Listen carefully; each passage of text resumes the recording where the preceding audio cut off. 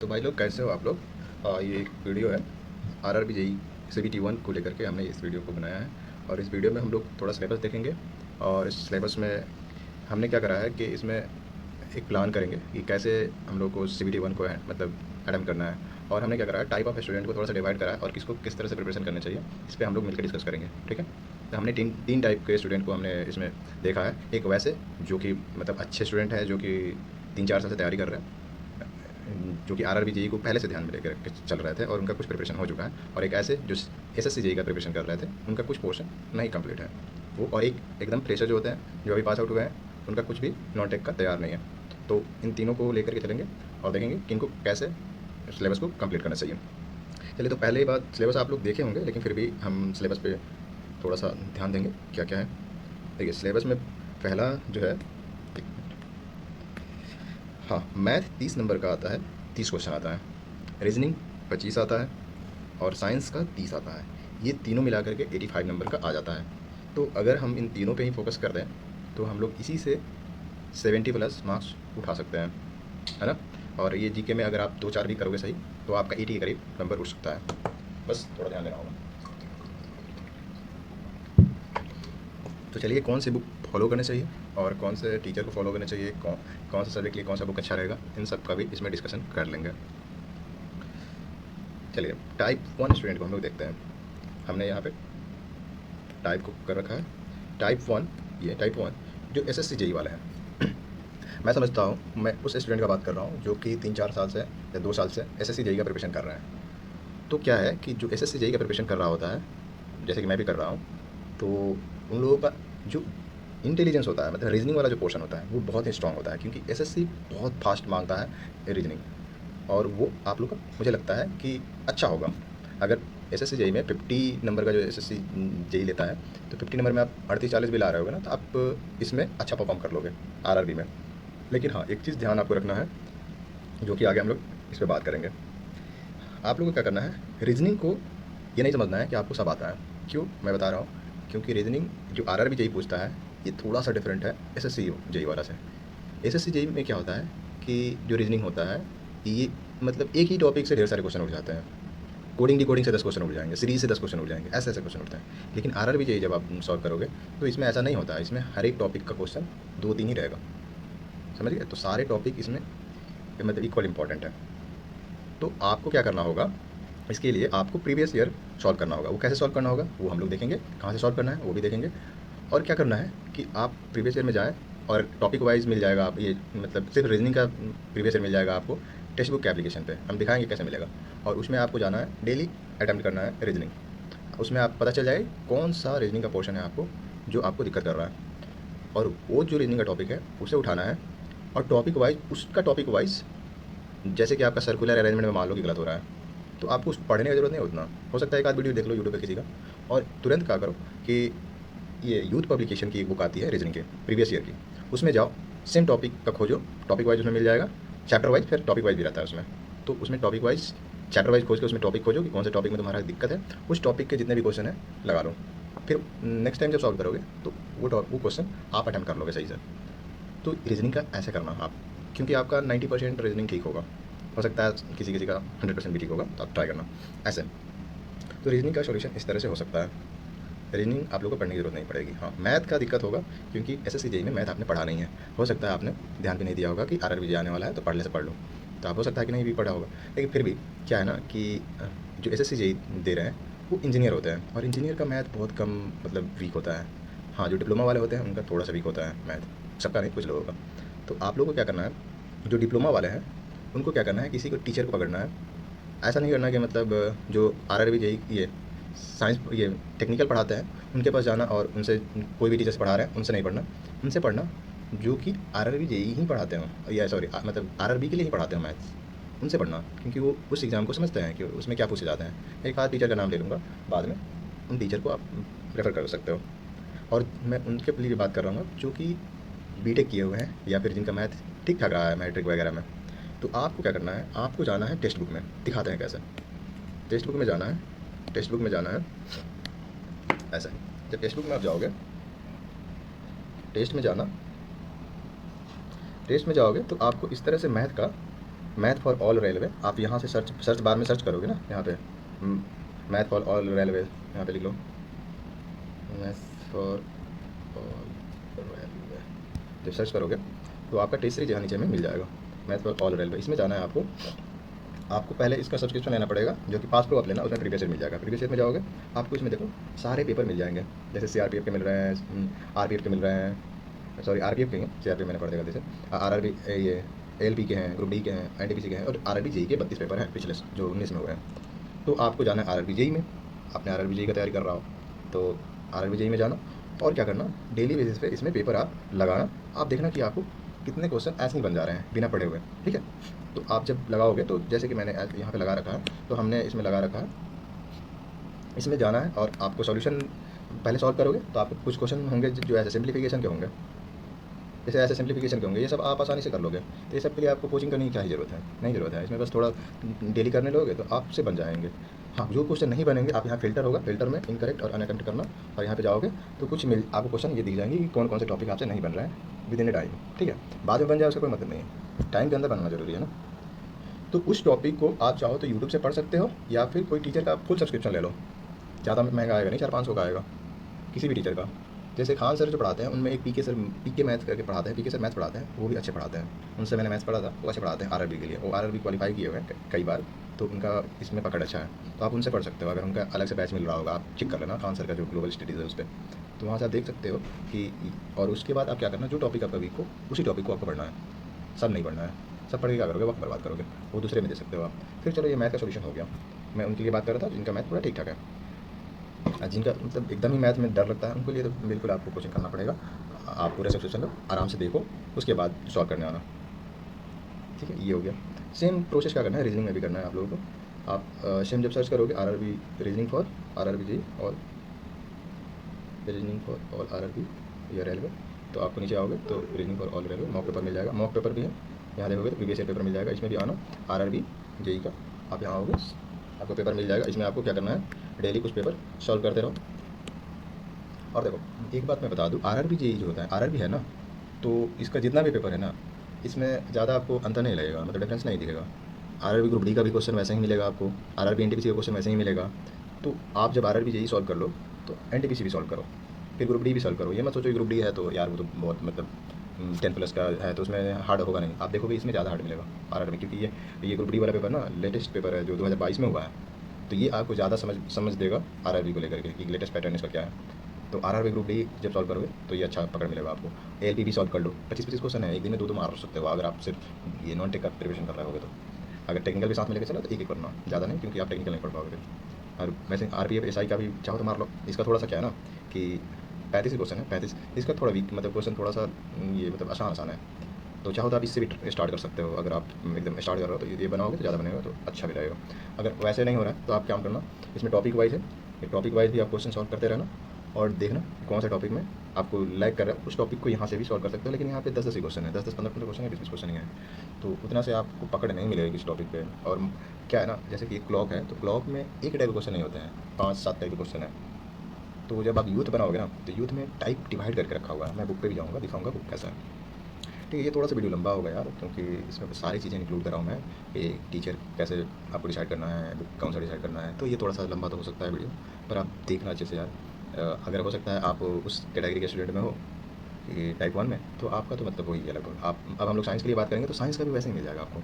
Science के लिए भी मैंने कर रखा है सर्च, वहीं से दिखाता हूँ डायरेक्ट। अब जैसे यहाँ देखो, आप साइंस के लिए जाओगे, हाँ general science for all railway जाओगे, इसमें जब जाओगे ना तो इंजीनियर्स का ना उतना वीक नहीं होता है साइंस, तो फिजिक्स केमिस्ट्री का बहुत सारा क्वेश्चन है ना जो आता है, जैसे मैंने भी सॉल्व करा तो 15-20 क्वेश्चन, 22 क्वेश्चन आप कर लोगे आरआरबी जेई का। जैसे मैंने किसी पेपर में 27 क्वेश्चन कर लिया सॉल्व, 27-28 कर लिया, किसी में 22 कर लिया, ऐसे उन्होंने एवरेज देखा जाए तो 20-22 मेरा सही हो रहा था। तो थोड़ा सा लैग जो हो रहा था, बायो में लैग कर रहा था, और थोड़ा सा केमिस्ट्री में एक आध क्वेश्चन लैग कर रहा था। तो मुझे उन्हीं टॉपिक्स को पढ़ना है, पूरे लेकर नहीं बैठना है, पूरे लेकर बैठेंगे तो सिलेबस ख़त्म करने के चक्कर में पढ़ाई नहीं हो पाएगी, सिर्फ सिलेबस ही खत्म होगा, क्योंकि बहुत जल्दी एग्जाम होने वाला है इसका, ठीक है। तो इस तरह से आप क्या कर सकते हो, मैंने बहुत पहले भी अटेम्प्ट करा है इसको, क्योंकि एसएससी जेई देना था, तो मैंने आरआरबी जेई का ये जीके मैंने ये सॉरी साइंस मैंने कर लिया था, तो इसलिए उस टाइम का ये किया हुआ है। आप देख रहे हो अटैम्प्ट मैंने मई में अप्रैल में करा है, तो आप यहाँ से इसको अटैम्प्ट करके देख सकते हो कौन सा आपका वीक है, और फिर जो वीक आ रहा है उस टॉपिक को या तो यूट्यूब से पढ़ लो, या फिर किसी भी टीचर का आप देख लो, जैसे कि एक नीरज जहांगीर है जो कि वाईफाई स्टडी लेवल पढ़ा देते हैं, अभी साइंस मैग्नेट कुछ करके उनका चैनल है, उस पर कुछ कोर्स भी उन्होंने लॉन्च करा है। या फिर खान सर भी पढ़ाते हैं, खान सर का मतलब कोचिंग है, उनमें भी पढ़ाते हैं साइंस वगैरह, तो वहाँ से पढ़ सकते हो। या इसके जहाँ सर हैं उनसे भी पढ़ सकते हो, आपको जहाँ समझ में आती है साइंस पढ़ लो। बायोलॉजी में ज़रूरी है, क्योंकि इंजीनियर्स का बायोलॉजी थोड़ा सा वीक होगा मुझे लगता है।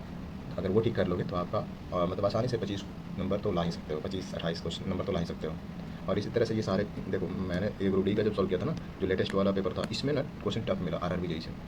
तो ऐसा नहीं है कि मतलब ग्रुप डी ज़्यादा टफ होता है, लेकिन ये लेटेस्ट है ना, तो time to time question update होता रहता है। तो अब आरआरबी जेई जो आएगा ना, उसमें क्वेश्चन थोड़ा टफ आएगा पिछला वाला से, थोड़ा ज़्यादा नहीं लेकिन थोड़ा आएगा। जैसे ये ग्रुप डी का आया है, तो आपको उसी हिसाब से पढ़ाई करनी होगी।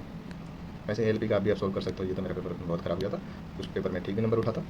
तो उस तरह से आप इसको साइंस को भी कर लोगे। इसमें भी टॉपिक वाइज कुछ कुछ क्वेश्चन 10-10 या 20-20 क्वेश्चन यहाँ दिया हुआ है। केमिस्ट्री का 30 पेपर दिया है टॉपिक वाइज, फिजिक्स का, कंप्यूटर का, लाइफ साइंस का, बायोलॉजी का, लाइफ साइंस में बोल रखा है।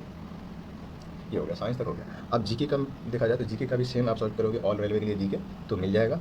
और जीके के लिए आपको कोचिंग नहीं करनी है ज़्यादा, क्योंकि 15 नंबर के हैं, उसमें से आपको 4-5 नंबर बन ही जाएंगे, या 7 नंबर तक भी बन सकते हैं। तो इसमें कुछ फिक्स क्वेश्चन है, आप जब पेपर लगाओगे ना उसका प्रीवियस ईयर का, आपको समझ में आ जाएगा कि ये पूछता क्या है एक्चुअली, और उसी को आपको अटेम्प्ट करना है। ज़्यादा उसके लिए समय बर्बाद नहीं करना है, जीके के लिए ज़्यादा वेटेज नहीं है। आप इसमें काम करो, साइंस में अच्छा मार्क्स उठाना है, रीजनिंग में मतलब 25 आ रहा है तो 24 तो सही करना ही है। एक प्लस माइनस लेके चल सकते हैं, है ना। तो प्लस नहीं माइनस लेके चल सकते हैं, एक हो सकता है गलत हो जाए, लेकिन इससे ज़्यादा हम लोग गलत अफोर्ड नहीं कर सकते हैं। ठीक है, तो अब आते हैं हम लोग अपने स्लाइड पे जो हम लोग देख रहे हैं। तो हम लोग क्या करेंगे, मैथ जब करेंगे ना, तो मैथ में हम लोग का टारगेट रहेगा कि 27 से 28 इतना तो आपको लाना ही पड़ेगा किसी भी हाल में। वैसे ही साइंस में भी 27 से 28 लाना ही होगा अगर सिलेक्शन चाहिए तो। और रीजनिंग में 24, हमने 1-2 नंबर दोनों में ही कम रखे हैं। आप इसमें मैथ में 30 भी लाओगे अगर पढ़ोगे ढंग से तो आता ही है। हाँ, साइंस में हो सकता है कि 30 में 30 ना उड़े, क्योंकि कुछ क्वेश्चन कहाँ से आ जाएगा आपको पता नहीं चलेगा बायोलॉजी का। तो इस तरह से आप जब देखोगे तो आपको कितने नंबर आ जाएंगे। अगर 85 है तो 85 में से इधर से 2 माइनस, इधर से 2 माइनस, या 336 और एक 7 माइनस कर दोगे, तो ये अगर देखा जाए तो 78 करीब नंबर इधर से ही आप उठा सकते हो। मान लो इसमें से भी और कम कर दिया जाए, इसमें भी 25, इसमें भी 25, इसमें भी 25, तो 75 नंबर के करीब आप ला ही सकते हो। तो इतना, और एस जी के का भी कुछ क्वेश्चन आप सॉल्व करोगे ही सही। तो इसमें मान लो 5 से 7 भी करोगे, कुछ नेगेटिव वेटिव करके मान लो 4 से 5 भी आएगा, तो ये आपको 80 दिला देगा लगभग, दोनों मिला करके, सब मिला करके अगर देखा जाए तो। टाइप 1 स्टूडेंट के लिए ऐसा कुछ था। अब टाइप 2 के लिए हम लोग देखते हैं।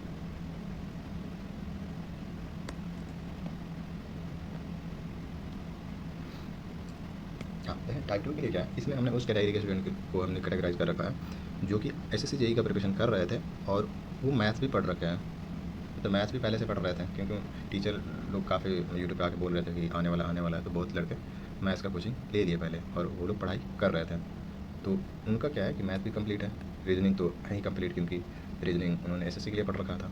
तो आप लोगों को क्या करना है, रीजनिंग जैसे मैंने बताया वैसे कर लेना है। इसमें रीजनिंग में थोड़ा सा आप लोग ध्यान दीजिएगा, क्लॉक और कैलेंडर भी आपको पढ़ना होगा, क्योंकि इससे भी क्वेश्चन आते हैं, एक या दो या 3 आते हैं। और मैथ्स में आपको पता है, और साइंस भी आप लोगों ने पढ़ा होगा, जब मैथ्स पढ़ा होगा तो साइंस भी आप लोगों ने पढ़ा होगा।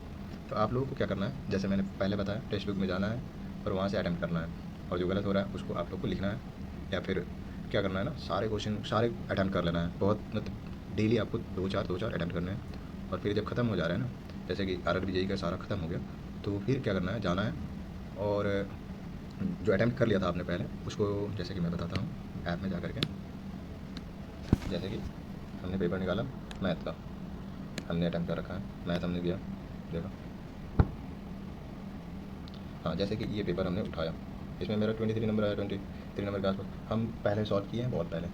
तो आपको रिलैक्स नहीं हो जाना है कि हमने तो इसे कर रखा है यार, नहीं, आपको जाना है फिर से सॉल्यूशन में जाना है, ऐसे करना है, आप फिल्टर कर लेना है, जो बनाया उसको छोड़ देना है, जो नहीं बनाया इनकरेक्ट और अनअटेम्प्ट, इसको फिर से एक बार सॉल्व करते रहना है। ऐसे करते रहोगे तो आपका क्या होगा ना, कि जो क्वेश्चन पे आप कमांड नहीं रहा है वो क्वेश्चन आपको कमांड में आ जाएगा, और उसके बाद आप जब फिर अटैम्प्ट करोगे ना दूसरा पेपर, तो आप अच्छा कर पाओगे। तो आपको ये डेली बेसिस पे ये भी करते रहना है, जो पहले आपने कर लिया है उसको एक बार ऐसे, बस कितना 3-4 क्वेश्चन ही होंगे, ज़्यादा क्वेश्चन होंगे नहीं, तो ज़्यादा वक्त लगेगा नहीं, 5-10 मिनट में आप एक पेपर देख लोगे। ऐसे देख लोगे बार बार, ऐसे सॉल्यूशन भी इसका देख लोगे, अगर नहीं आ रहा है तो वहाँ से आप सॉल्व कर लोगे, ये हो जाएगा। और अगर इससे नहीं हो रहा है तो आप काम करोगे, सिंपल सा एक बुक मिलेगा आपको टेलीग्राम पे, आपको जाना है टेलीग्राम पे, और कौन सा बुक मैं बताता हूँ, आरआरबी जेई के लिए आपको वाई सी टी का मैथ्स का बुक मिल जाएगा टीसीएस पैटर्न पे। आपको यूथ पब्लिकेशन सर्च करोगे ना, यूथ पब्लिकेशन ये टेलीग्राम पे, तो एक 18,000 के करीब सब्सक्राइबर वाला एक ग्रुप मिल जाएगा, उसमें ये सारे बुक्स हैं। तो वहाँ से आप ये डाउनलोड कर लोगे या फिर ये बुक डायरेक्ट आप खरीद लोगे। चलो इसको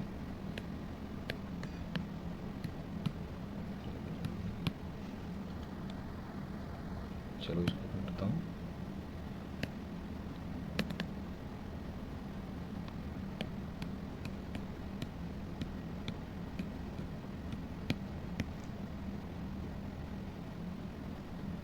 ओपन होने में कुछ दिक्कत हो रही है।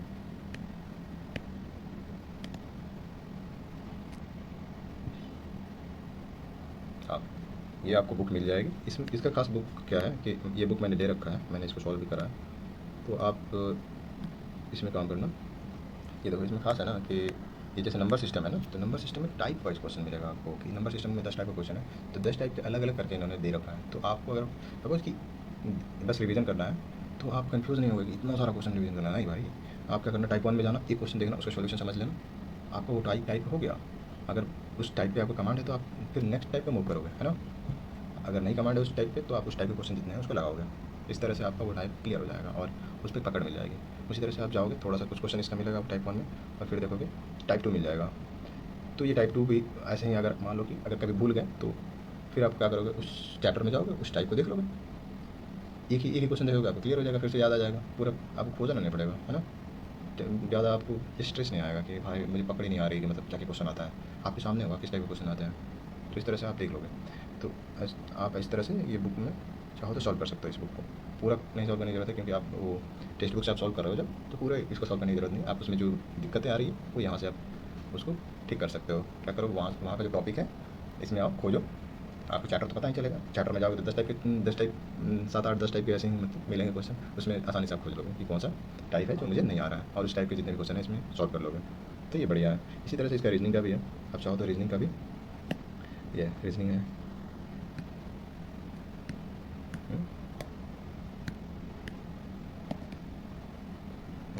रीजनिंग का भी ऐसे टाइप वाइज दे रखा है इसने। तो ये इसलिए मुझे ये यूथ का ये बुक बढ़िया लगा, क्योंकि सिर्फ चैप्टर वाइज नहीं है, ये टाइप वाइज भी है साथ में। तो आप उस टाइप पे कमांड आएगा। और भी बुक हैं जो कि प्रीवियस ईयर का सॉल्यूशन देते हैं, जैसे कि क्या है वो, और भी बहुत सारे बुक है मार्केट में, उसका भी आप देख सकते हो। लेकिन ये बुक मुझे खासकर अच्छा लगा। इसका सॉल्यूशन भी, नॉन टेक्निकल सॉल्यूशन इसका ठीक है, टेक्निकल का सॉल्यूशन इसका मुझे अच्छा नहीं लगा था ऐसे सिविल का, लेकिन हाँ इसका नॉन टेक्निकल सॉल्यूशन अच्छा है और ये अच्छी बुक है।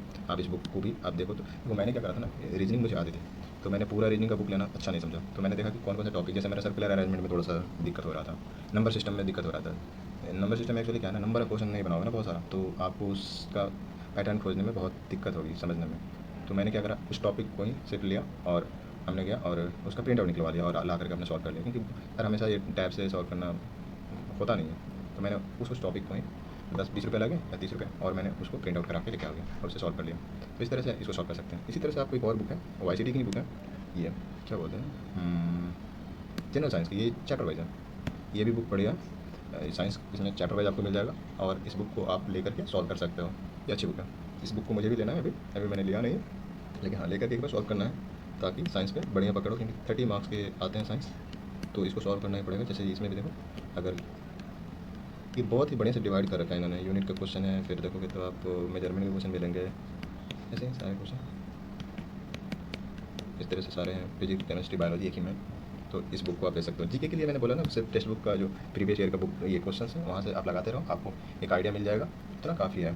सिर्फ इन 3 टॉपिक पर आपको ध्यान देना चाहिए, और साथ में आपको क्या करना चाहिए कि टेक्निकल के भी क्वेश्चन लगाते रहने चाहिए, ताकि आप टेक्निकल भूलो नहीं।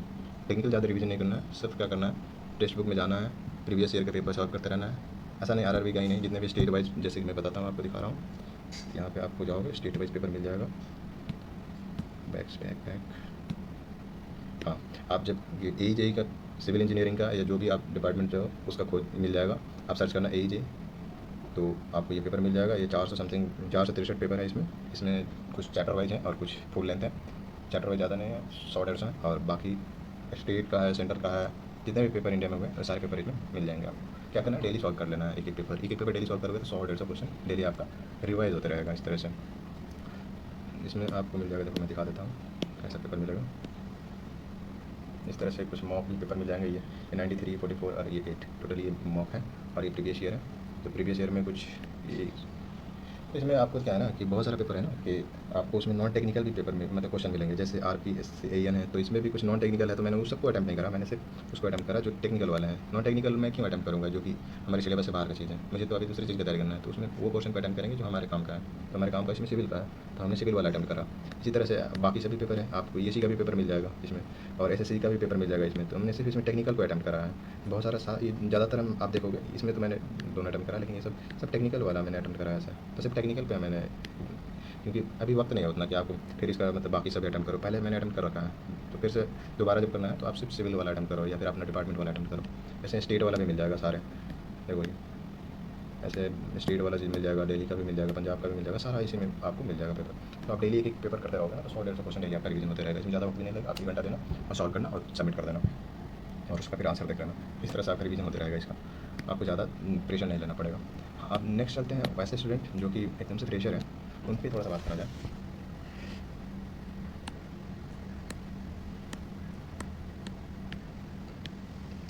टाइप 3 में जाते हैं, इसमें देखते हैं, इसमें फ्रेशर के लिए हम लोग ले रखा है, मतलब जो अभी नया आए हैं उनको सिविल भी पढ़ना है और ये सारे भी टॉपिक पढ़ना है। तो आप लोग के लिए बढ़िया रहेगा ना कि आप लोग किसी कोचिंग को ज्वाइन कर लो, ऑफलाइन या ऑनलाइन, जैसे भी बढ़िया हो।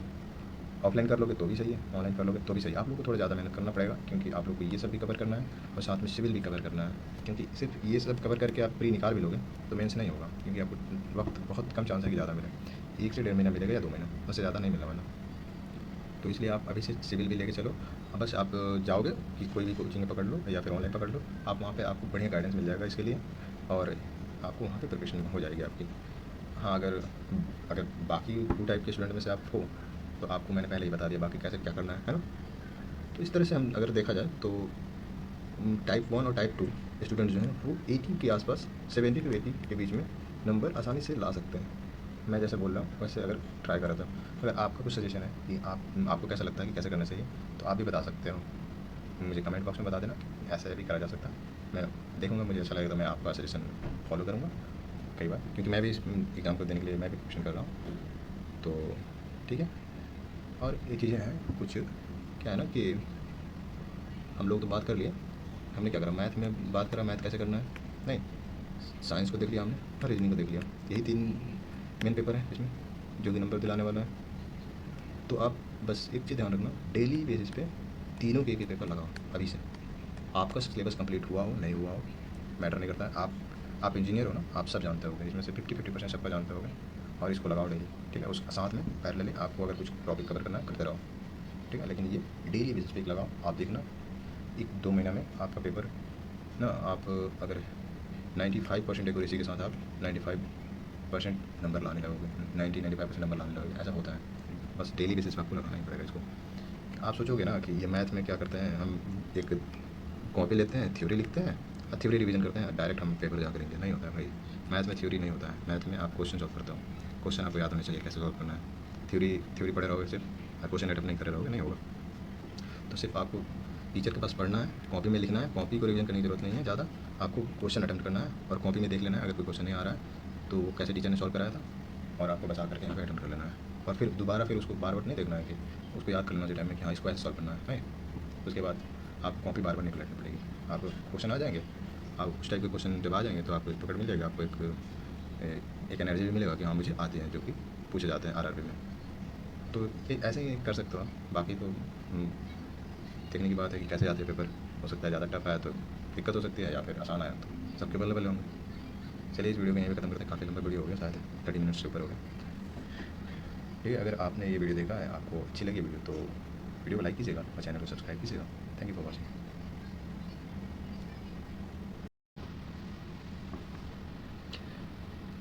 हमने जो भी बात किया अभी थोड़ी देर पहले, टाइप ऑफ स्टूडेंट को जो डिवाइड करा था और कैसे कैसे अटेम्प्ट करना है, ये सब जो भी बात करा, ये तो हो गया। ये हमने जो भी प्लान था ये आपको करने हैं 2 मंथ, अभी से 2 मंथ तक करना है, या फिर अगर एग्ज़ाम का डेट आ जाता है, एग्ज़ाम के डेट से 45 डेज़ पहले तक ही करने हैं, या फिर एग्ज़ाम के डेट तक भी आप करते हो तो भी ठीक है, लेकिन साथ में क्या करना है वो मैं बताता हूँ। ये तो हमने टॉपिक वाइज बात कर लिया। उसके बाद आपको क्या करना है, जाना है टेक्स्ट बुक में, और आपको क्या मिलेगा, RRB JEE का आपको फुल लेंथ टेस्ट मिलेगा। हो सके तो आप अभी से भी ये करना, कुछ अभी स्टार्टिंग से एकदम नहीं करना, आप 10 दिन ये टॉपिक वाइज पेपर लगाओ, उसके बाद क्या करना, फिर आप इस पर आ जाना, जैसे कि आपको फुल लेंथ टेस्ट मिल जाएगा। हमने सर्च कर रखा RRB जेई के लिए, जैसे ये पेपर है CBT 1 CBT 2 दोनों ही हैं, लेकिन हम लोग देखते हैं। तो मॉक छोड़ो पहले, अभी पहले प्रीवियस ईयर पे जाओ। प्रीवियस ईयर में CBT 1 पे जाओ। इसमें CBT 1 पे जाओगे तो आपको फुल लेंथ पेपर मिल जाएगा। इसको लोड होने दीजिए थोड़ा। हाँ नहीं, ये फुल लेंथ नहीं है। अब फुल लेंथ इधर मिला, प्रीवियस ईयर फुल लेंथ हमको जाना। हाँ ये मिला previous year full length, 100 question 90 minute में बनाना है। और इसको अटेम्प्ट करके देखो, अटेम्प्ट करके देखो आप कितने नंबर अभी ला पा रहे हो सकता है आपका 70 आ जाए, 80 के आसपास आ जाए, तो आप ठीक ठाक अभी प्रिपरेशन के जोन में हो। आप चाहो तो बस वही पढ़ो जो कि आपको नहीं आते हैं, जो दिक्कत हो रहे हैं। और ऐसा भी हो सकता है कि आपके 45 मार्क्स आ रहे होंगे या फिर 50 मार्क्स आ रहे होंगे। तब आपको क्या करना है कि जो मैंने पहले बताया उस चीज़ को बहुत ही ढंग से करना है, डेली करना है। फिर आप जब ये मतलब हरा नहीं होना है इस बात से कि नंबर नहीं उठ रहे हैं। आप 15-20 दिन, 1 महीना करोगे ना, तो आपके नंबर ये 70 के आसपास आने लगेंगे, या 70 प्लस 80 प्लस ऐसे आने लगेंगे, ठीक है। तो ये मस्ट है, इसको करना है। ये आप ये मत करना कि सिर्फ टॉपिक वाइज लगा करके निकल लेना, नहीं भाई दिक्कत हो जाएगी। फिर ये आदत नहीं होगी ना फुल लेंथ पेपर लगाने की, तो फिर बहुत दिक्कत होगी। तो इसलिए ये पेपर फुल लेंथ पेपर लगाते रहना बीच बीच में, डेली नहीं लगाना इसको, वीकली कर लेना इसको। वीक में 1 या 2 पेपर लगा लेना। या फिर अगर देखना कि अगर टॉपिक वाइज आपका बढ़िया जाने लगा है, मतलब अच्छे नंबर रिसीव करने लगे उधर से, तो फिर आप आ जाना इधर फुल लेंथ टेस्ट में, और डेली पेपर या 2 दिन अल्टरनेट डेज पे आप कर सकते हो, ऐसा कर सकते हो। इसमें से कोई भी प्लान आप एक्सेप्ट कर सकते हो अकॉर्डिंग टू योर प्रिपरेशन, ठीक है। सबके लिए सारे कंडीशंस फुलफिल नहीं होते हैं, इसलिए मैं 2-3 कंडीशन बताया। जो अभी उतने अच्छे प्रिपरेशन में नहीं होंगे उनको दिक्कत होगी अगर पेपर लगाएंगे डेली, तो क्योंकि वो डिमोटिवेट हो जाएंगे अगर नंबर नहीं आएगा तो। लेकिन नहीं होना है डिमोटिवेट, नंबर स्टार्टिंग में कैसे आ जाएंगे ज़्यादा। अगर किसी का ज़्यादा आ रहा है तो इसका मतलब है कि वो पहले पढ़ा हुआ है, आप नहीं पढ़े हुए तो आप में इसमें कोई गलती नहीं है, आप पढ़ोगे आप नंबर आ जाएंगे, ठीक है। तो इस चीज़ को ध्यान रखना है। और अभी ज़्यादा डरना नहीं कि नंबर नहीं आ रहा है। अभी आप प्रिपरेशन करो, अपने टॉपिक को सेलेक्ट करो, हो सके तो लिख लो और उस टॉपिक को क्लियर करो। फिर आगे टॉपिक वाइज अटैम्प्ट करो, फिर जा करके फुल लेंथ अटैम्प्ट करो। फिर आपके नंबर धीरे धीरे इंप्रूव होने लगेंगे और आपके नंबर अच्छे आने लगेंगे।